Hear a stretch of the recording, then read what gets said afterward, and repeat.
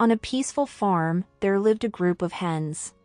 They were colorful and lively, and they clucked happily every day. However, there was one big problem: they could never agree on anything. The hens loved to lay their eggs, but they always fought over the best nesting spots. "This corner is mine," shouted Henny.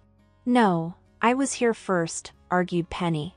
Every day, the farm was filled with the sound of squawking hens arguing and pushing each other. Far away, a clever weasel watched the hens.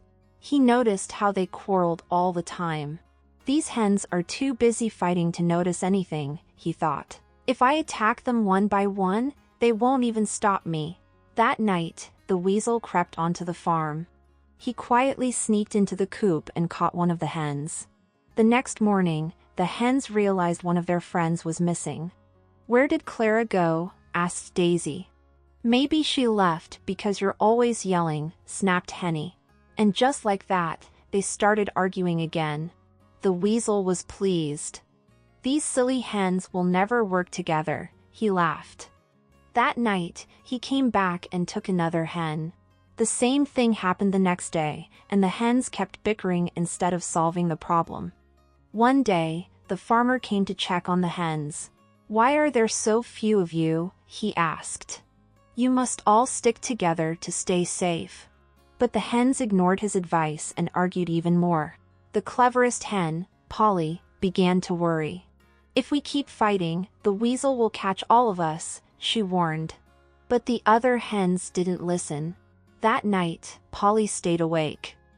She saw the weasel sneaking into the coop again. Polly clucked loudly, waking everyone up. "The weasel is here," she cried.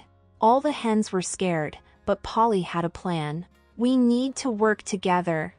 Let's all pack and flap our wings at the weasel when he enters." The hens finally listened. When the weasel crept into the coop, all the hens squawked loudly, flapped their wings, and pecked at him together.